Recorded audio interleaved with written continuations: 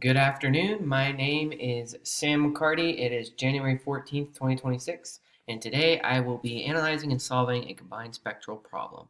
I was giving a randomized molecular formula, letter J, and the formula is C10H12O. I will be finding out what this compound is through IR, 13C NMR, and 1H NMR spectroscopy. IR infrared is looking at the vibrations of the atoms to determine key functional groups. 13C NMR is going to be looking at unique carbons, and then nuclear magnetic resonance it's going to be looking at those nucleus and how they spin in the magnetic fields around them through different bonding environments. That'll kind of give us the carbon skeleton layout, and then you're also going to have 1H NMR um, spectroscopy, which is nuclear magnetic resonance. Again, it's looking at those nucleus and the hydrogen. It's going to find out quantity of hydrogen and the connectivity through different things. You're going to be looking at integration, multiplicity. Um, and so let's go ahead and get and dive into some of these things. To start off, I'd like to go over DU, SU, which is degrees of unsaturation or sites of unsaturation. Let's go to the bottom. So we have our formula here. It's going to be two times how many carbons you have plus 2 minus your hydrogens divided by 2. Now, oxygen is also present, but you don't have to worry about oxygen. We don't have halogens, so we don't have to include that. Normally, you would subtract that, a halogen, number of halogens, and we don't have nitrogen, so you don't have to worry about that. Normally, you would add the amount of nitrogens. So looking at that, you have 2 times 10 carbons plus 2 minus 12 hydrogens divided by 2. And that gets you 5 degrees of unsaturation or 5 sites of unsaturation. Sites of unsaturation are pi bonds, rings, triple bonds. Right off the bat, that's a high amount. Normally, probably have a benzene ring somewhere because that accounts for 4 sites of unsaturation given the 3 double bonds and the ring. And then we have an O in our molecule. I'm suspicious that we likely have a carbonyl somewhere, and that would be the 5th double bond for our 5th site of unsaturation. So let's go ahead and start breaking down the spectrum. To start off, we're going to look at our IR. So we have a peak at right here, if you see around 3100, that is typical CHSP2 stretch. You have a stretch here around 2900, that is a CHSP3 stretch. And then this one, very diagnostic, 1700 centimeters intense peak, that is a C double bond O stretch. And then here, 1500, you have a stretch, that is a C double bond C stretch. And that, given it's at 1500, is very typical of an aromatic ring. So right there, we'll go down to our table and we'll check it out. We've got all the frequencies I listed. You have the CHSP2 stretch, alkene.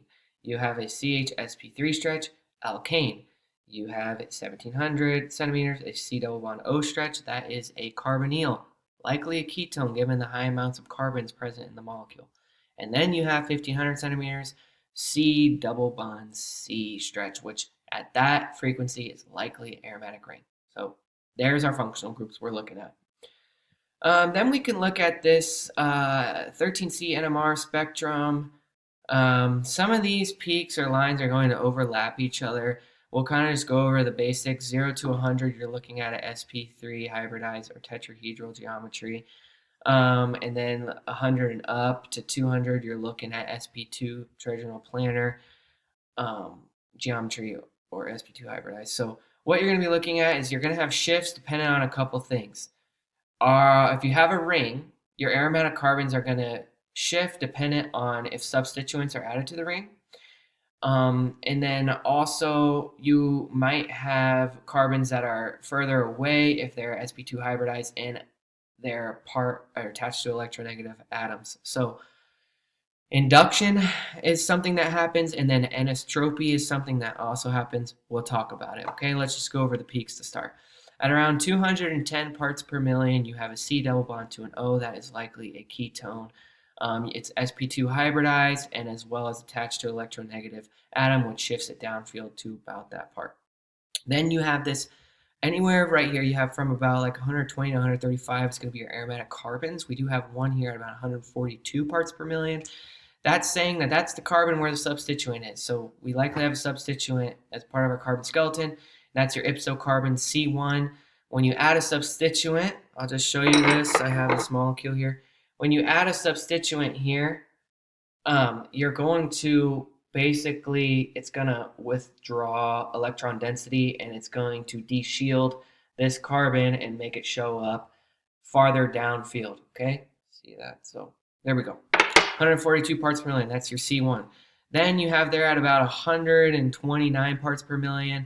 Those are going to overlap. Those are going to be your ortho and your metacarbons. They're going to be deshielded a little bit, but not that much.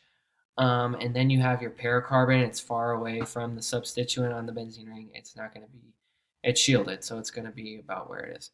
Then you're looking down at sp3 hybridized, your tetrahedral geometry. This is showing you you've got your methylenes and you got your probably a terminal methyl somewhere. You have to, it's got to end somewhere. And where they're at is going to be dependent on same thing, whether there's shifting occurring.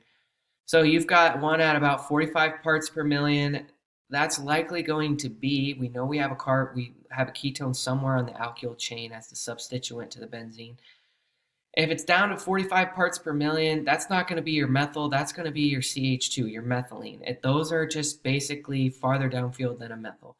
And it's got to be attached to something, that's going to have induction effects. Likely that CH2 at 45 is attached to your carbonyl, and it's deshielding it and making it go downfield.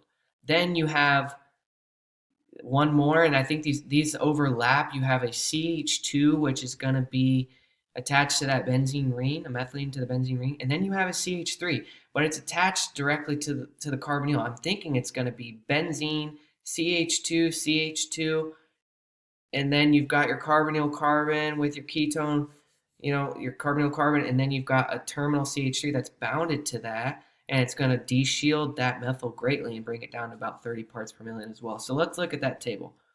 Here we go.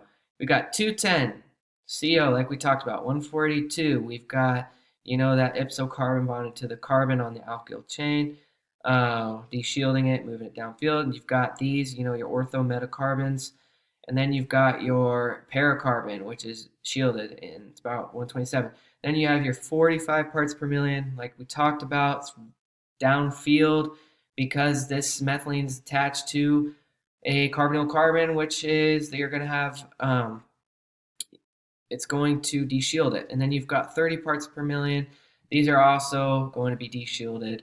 One is a terminal methyl and one is a CH2 that's attached to the phenyl group on the benzene ring. So right off the bat, let's just kind of predict. This is what I'm predicting.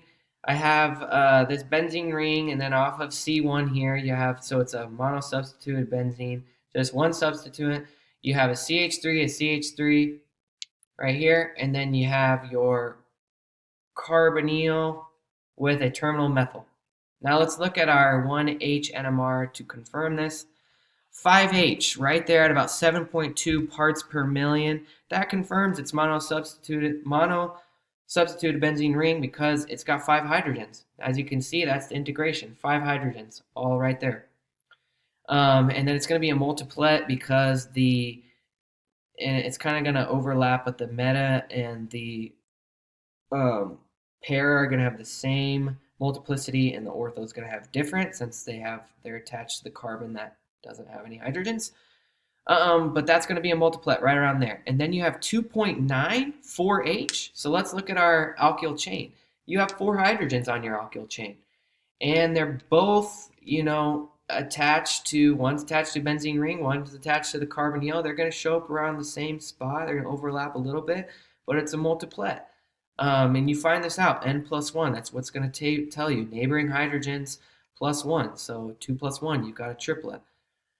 And then let's move on to the final one. It's a singlet. Makes most sense right at 2.1. It's moving downfield. Integration 3, so you're going to have 3 hydrogens present on a methyl. And it's a singlet because if it's adjacent to that in the alpha position adjacent to that carbonyl, then it's going to move downfield. It is going to be completely de-shielded, big time, and it has N+1, no neighboring hydrogens, and then +1 is going to be 1. It's a singlet, and it's right there. So now looking at it, we can tell that this final molecule, this is the proposed structure. You have the final molecule, 4-phenylbutane 2-one. Thank you for watching. I had a lot of fun doing this assignment. All right.